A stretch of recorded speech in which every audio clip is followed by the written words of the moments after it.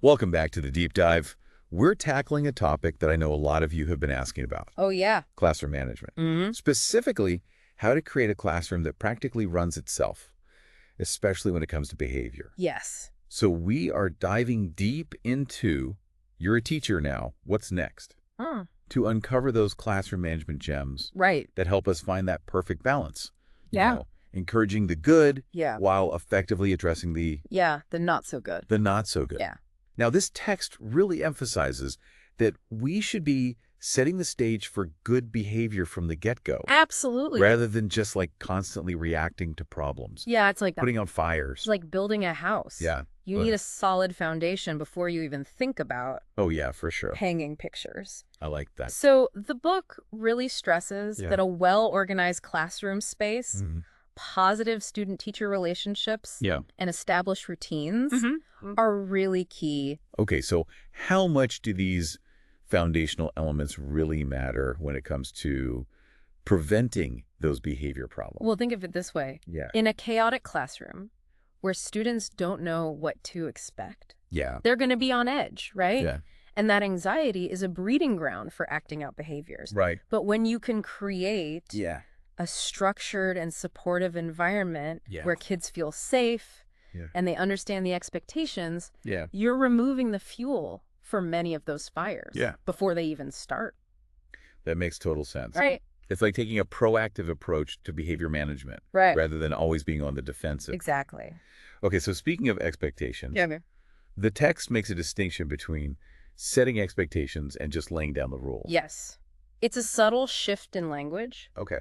but it can have a powerful impact Mm-hmm. on the classroom dynamic. Yeah. Instead of focusing on what students can't do, we shift the focus to what we want to see. Oh, okay. You know, it's all about setting a positive tone. So instead of like a no talking sign, Right. it might be a respectful listening poster. Exactly. And the text takes this a step further. Okay. It suggests involving students in creating these expectations. Okay. So this isn't about teachers just dictating rules. Right. It's about collaborating with students to create that shared understanding of Yeah. what a positive and productive learning environment looks like. I love that. When kids feel like they had a hand in making the guidelines, Yes, they're going to be much more invested in upholding them. absolutely. It makes them feel like valued members of the classroom community. Right. And this leads perfectly Yes. into another point the text makes about the importance of praise. Oh, well, let's be honest. Okay. Everyone loves to be recognized for a job well done. Yes. But, you know, Yeah. it's not just about tossing out generic compliments. Right. We're talking about specific, genuine praise Yeah. that really pinpoints exactly what the student did well. So instead of just saying good job, you might say, Right. I really appreciate how you helped Sarah find her lost crayon. That was very kind of you. Yes. You're acknowledging a specific action, Right. and you're linking it directly to a positive character trait. Uh-huh. And when you do that consistently, Yeah. you're tapping into the power of positive reinforcement. Yeah. Okay. So I'm starting to see how all these pieces fit together now, like the organized classroom, Yeah. the clear expectations, Right. the positive reinforcement. Uh-huh. They're all working together to create this foundation for good behavior. Absolutely. And this brings me to a concept that I found super fascinating, Okay. the 3.1 positivity ratio. Yes. The text suggests that for every negative interaction we have with a student, we should aim for 3 positive ones. It might seem Is that a typo? It sounds like a lot. It might seem like a daunting ratio, but it highlights the importance of being intentional about building positive interactions. Into our daily classroom routines. Yes. Can you give us some examples? I could see how like a quick compliment or a smile could count. Sure. But how do you get to 3 positive interactions for every negative one? Well, think small. You know, it doesn't have to be these grand gestures. It's really about those little moments of connection. A high five for great answer, a quick check-in with a student who seems down, acknowledging a student who is working hard, even if they're not getting it right away. Right. All of those count. Okay. I'm starting to see how it all adds up. Yeah. It's like you're constantly tipping the scales in favor of positivity. Right. But what about when those negative behaviors do pop up? The text suggests a 3-step approach. Okay. Direct, correct, and connect. Yes. What does that look like in action? Okay, well, imagine a student is calling out Okay. during a class discussion. Yep. So in the direct step, you're simply reminding them of the expectation. Right. You might say something like, remember, we raise our hands if we want to share. Uh-huh. But if that doesn't work, Yeah. you move to the correct step. Okay. Where you clearly state the expectation. Yeah. We raise our hands so that everyone has a chance to participate and we can hear each other's ideas. Okay. But here's where the magic happens. Right. The connect step. Okay, tell me more about the connect step. I feel like that's where the real learning happens. It is. Instead of just enforcing the rule, Yeah. you're helping the student understand the why behind it. Yeah. So you might say, when you call out, it makes it hard for others to focus. Right. And to share their thoughts. We want to create a space where everyone feels heard and respected. Yeah. So let's practice waiting our turn. That's so powerful. Yeah. You're not just shutting down the behavior. You're actually teaching them how to be a respectful member of the classroom community. Yes, exactly. This has been incredibly eye-opening so far. Well, I'm glad to hear it. But before we move on, I have a question. Okay. What happens when, despite our best efforts, a student just isn't responding to these strategies? That's a great question. The text mentions having a plan B. Yes. But what does that really entail? That's where things get really interesting. Oh, I like it. And we'll dive into that right after this short break. Sounds good. All right. We'll be right back. We'll be back.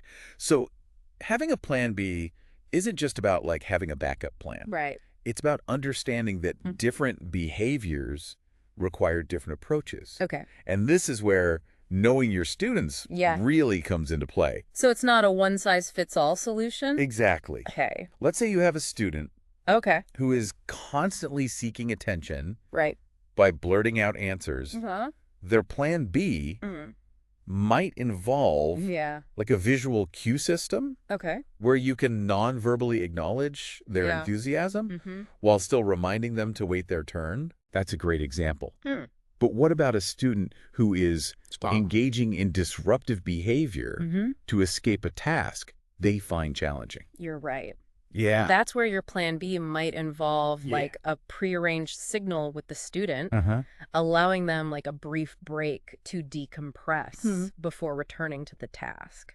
This is really highlighting the importance of understanding the function of the behavior, not just reacting to the behavior itself. Absolutely. Okay. And this is where good documentation and collaboration come in. The text really emphasizes keeping detailed records of student behavior. And not to punish them, but to identify patterns and triggers. So it's like being a detective. Exactly. They're gathering clues to help you crack the code of the behavior. Exactly. And once you have a better understanding of the why behind the behavior, you can start to tailor your interventions more effectively. Yes. And you don't have to do it alone. No, you don't. The text encourages teachers to reach out. Yes. To colleagues, administrators, specialists for support. To their team. That makes sense. Sometimes you need a fresh perspective. You do. Or access to resources that you just might not have on your own. Absolutely. Speaking of fresh perspectives, the text also talks about the importance of being trauma-informed. Yes. What does that mean in the context of classroom management? Trauma can have a profound impact on a child's behavior and their ability to regulate their emotions. Okay. A trauma-informed approach recognizes that challenging behaviors are often a manifestation of underlying trauma, not a deliberate attempt to misbehave. So a student who has experienced trauma might react in a way that seems disproportionate to the situation. Exactly. Okay. Yeah, their brain might be interpreting a seemingly minor incident as like a threat, triggering that fight, flight, or freeze response. Right. So a trauma-informed approach involves creating a classroom environment that feels safe, predictable, and emotionally supportive. So this might involve things like having like a designated quiet space in the classroom or providing students with clear and consistent routines. Those are great examples. Okay. And it also involves, using language that is calming and reassuring. Okay. Teaching students coping strategies for managing strong emotions and responding to those challenging behaviors with empathy and understanding rather than punishment. This is really shifting my whole perspective on behavior management. I'm glad. It's not about controlling kids. Right. It's about creating a space Yeah. where they feel safe, supported, and empowered to learn and grow. That's the heart of it. And when we can shift our mindset in that way, we open up a world of possibilities for our students. Now, the text also acknowledges that there will be times when, despite our best efforts, a student's behavior escalates to a point where it's disrupting the learning environment for everyone. Right. It even suggests that there might be times when sending a student out of the classroom is necessary. This is a decision that no teacher takes lightly. Right. It's not about punishment. Okay. It's about recognizing when a student needs a break to regulate their emotions. Okay. And to get back on track. And it's also about protecting the learning environment for the rest of the class. So it's a temporary measure. Exactly. To de-escalate the situation and provide support. Yes. The key is to communicate clearly with the student before sending them out. Absolutely. Let them know that you're not rejecting them, but you recognize that they need a break to calm down. And make sure they know where they're going and what they can do to get back on track. Exactly. It's also crucial to communicate with whoever's receiving the student, whether it's another teacher or an administrator. Absolutely. They need to understand the context of the situation and how to best support the student's needs. Yes. The goal is to provide a safe space for the student to decompress and then work with them to develop strategies for managing their emotions and returning to the classroom successfully. Yes. The text really emphasizes that sending a student out of the classroom should never be seen as a failure on the teacher's part or the student's part. No. It's simply a strategy that might be necessary at times. Right. And it's important to remember that not every student responds to the same approach. Okay. What works for one might not work for another. Right. And that's especially true for those students who are consistently challenging. Right. The text even mentions something called the Pareto principle, which suggests that roughly 20% of our students create 80% of the challenges in the classroom. That rings true for a lot of teachers, I'm sure. Yes, but here's the crucial point. Okay. Those challenging students are often the ones who need us the most. That's a good point. They might be struggling with difficult emotions, unmet needs, challenging circumstances outside of school. This is where the idea of individualized plans comes in, right? Exactly. Okay. The Every Child Matters initiative emphasizes that each student is a whole person with a unique set of strengths, challenges, and experiences. And sometimes those challenges require a more tailored approach. Exactly. So how do we go about creating an individualized plan? Well, the first step is to gather information and insights. Reach out to other teachers who have worked with that student. The school counselor, administrators, and even the student's parents or guardians. It's about creating a team approach. Yes. Drawing on everyone's expertise and perspectives. Exactly. And don't forget to involve the student in the process. Yes. Ask for their input. Listen to their perspective. Absolutely. And collaborate with them to create a plan that feels meaningful and achievable. Yes, instead of dictating a plan to them, we're working with them to create something that feels relevant to their needs and goals. What are some examples of what might be included in an individualized plan? It really depends on the student's specific needs. Sure. But it might include things like sensory breaks, a designated quiet space, a visual schedule to help them anticipate transitions, or specific strategies for managing strong emotions. This is really highlighting the importance of understanding the whole child, not just their behavior. Absolutely. It's about recognizing that behavior is a form of communication. When a student is acting out, they're trying to tell us something. It's our job to listen carefully and respond with compassion and support. I love that. Good. It's a reminder that every student deserves to feel seen, heard, and understood. Absolutely. Now, before we wrap up this part of our deep dive, I want to circle back to a point we touched on earlier. Documentation. Yes. The text really emphasizes the importance of keeping detailed records of student behavior. Documentation is essential. For so many reasons. It helps us identify patterns in a student's behavior, track the effectiveness of our interventions, advocate for their needs, And it provides a valuable record that we can share with colleagues, administrators, parents, or even the student themselves. This leads into another crucial aspect of classroom management. Okay. Communication. Yes, communication is key. We need to be in constant communication with our colleagues, administrators, parents, to ensure everyone is on the same page. Absolutely. When we communicate openly and frequently, we create a web of support around the student. We do. And when everyone is working together toward a common goal, amazing things can happen. They do. It's about creating a team approach where everyone feels empowered to contribute their unique perspectives and skills. Right. What are some practical tips for effective communication in the context of classroom management?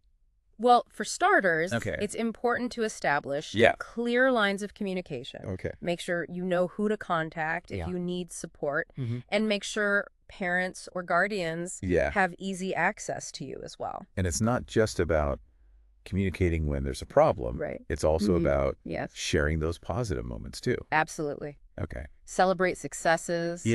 Share progress reports. Acknowledge the student's efforts, no matter how small. This really highlights the importance of building strong relationships with parents or guardians. These relationships are essential. When parents or guardians feel like they're part of the team, they're more likely to support our efforts and work collaboratively to support the student's needs. Absolutely. This has been such a rich and insightful conversation. It has been. But before we wrap things up, I'm curious. Okay. What's standing out to you as a particularly important takeaway so far? For me, it's the emphasis on understanding the function of behavior. Wow. You know, when we can identify the why behind a student's actions, we can move beyond simply reacting to the behavior and start to address the underlying needs that are driving it. I love that. It's a reminder that every behavior is a form of communication. Yes, it is.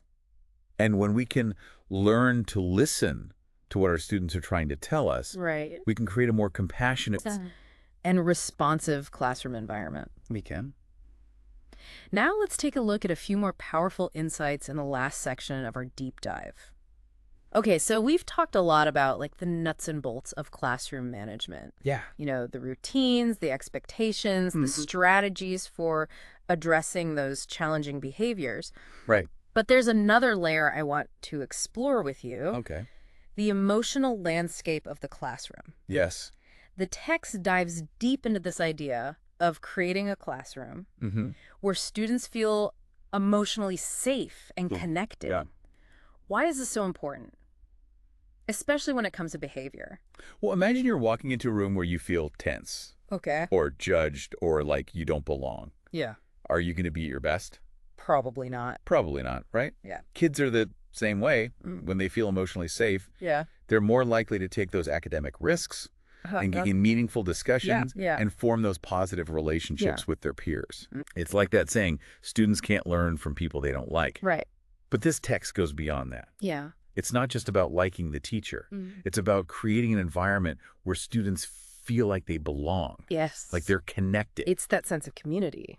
Now, the text also talks about this concept of emotional hooks. Which I found really fascinating. It argues that just like a catchy song draws you in, we can create emotional hooks in our lessons to capture students' attention and make them want to learn more. Absolutely. Okay, I'm intrigued. What does that look like in a real classroom? Think about your students' interests and passions. Can you find ways to weave those into your lessons? So maybe you're teaching a history lesson about ancient civilizations, and you know that several of your students are just fascinated by mythology. Could you incorporate some of those myths into your lesson to make the history come alive? I see what you mean. You're tapping into something they already find interesting and using that as a bridge to the content. You got it. It's like sneaking in the vegetables with the mac and cheese. Exactly. So emotional hooks are about connecting the content to students' existing interests. Okay, but what about the overall emotional climate of the classroom? How do we create that safe and supportive space? Well, it starts with us. You know, the teachers. We have to be mindful of our own emotional state. Right. If we're stressed and irritable, that's going to rub off on our students. Absolutely. We need to model those behaviors we want to see. Yes. The respect, the kindness, the empathy, the patience. Right. And we need to celebrate Yes. each student's unique strengths and contributions. Every child deserves to feel valued and appreciated for who they are. Absolutely. Now, this brings me to another point that text makes. Okay. About the importance of transitions. Oh, transition. It seems like transitions are often a time when things can go sideways. Transitions can be tricky. Yeah. Especially for younger students or students who struggle with self-regulation. Right. Think about it. They're moving from one activity to another, one space to another. Yeah. There's a lot of change happening, and that can be overwhelming. Okay. So how do we make those transitions smoother? The key is to make transitions as predictable and structured as possible. Okay. Have clear routines and expectations in place. Give students plenty of warning before a transition is about to happen. Right. And build in those moments of pause and reflection. I love the idea of building in pauses. Yes. It's like hitting the reset button before moving on to the next thing. Exactly. Give students time to process, to gather their thoughts, to adjust to that new activity or environment. Right. You can even incorporate calming activities into transitions. Okay. Like deep breathing exercises or a quick mindfulness moment. Yeah, the text also mentions this thing called a feelings PowerPoint. Yes. Which I thought was interesting. This is a great idea, Yeah. especially when you have students transitioning to a new school or a new grade level. Okay. Have them create a PowerPoint presentation about themselves. Right. But instead of focusing on, their favorite color or their hobbies, have them focus on their feelings. So they might have a slide about what makes them feel happy. Yes. A slide about what makes them feel scared. A slide about what they're excited about. Exactly. It's a way for them to express their emotions. Right. To share their experiences and to connect with their new classmates and teachers on a more personal level. It's a powerful tool for building empathy. Yes. And creating that sense of belonging. It is. That's brilliant. Okay, one more piece I want to touch on before we wrap up. Okay. The power of language. Yep. This text really emphasizes the importance of using positive, affirming language with our students. Our words have such a profound impact on our students' self-esteem, motivation, and behavior. Right. Think about the difference between saying, don't run in the hallway, and saying, let's walk safely in the hallway so everyone can get where they need to go. Exactly. It's subtle, but it makes a big difference. It does. You're shifting the focus from what they shouldn't do to what they can do. Absolutely. And when we use language that is encouraging, supportive, and respectful, we create a classroom culture where students feel valued and empowered. They do. Do you have any other examples of positive affirmations? Yeah. Instead of saying, you're not listening. Try saying, I need your full attention. Okay. Or instead of saying, that's wrong, try saying, let's take another look at that together. Okay, so it's about focusing on the behavior we want to see. Yes. Not just pointing out the mistakes. And don't forget to celebrate those successes. Right. Acknowledge the effort. Even if the outcome isn't perfect. Okay. A simple, I noticed you were really working hard on that. Can go a long way. This has been such a fascinating and insightful deep dive. It has been. Thank you so much for sharing your expertise and your passion with us. It's been my pleasure. And thank you for joining us on this journey into the world of classroom management. We hope you've gained some valuable insights. I hope so. Practical strategies for creating a classroom where every child can thrive. Yes. And remember, you are making a difference. Every day you step into your classroom and you shape the lives of young people. Right. It's a challenging, it is, but incredibly rewarding calling. We hope this deep dive has given you some new tools and inspiration to continue on that journey. Keep learning, keep growing. Yes. And keep believing in the power of connection. Absolutely.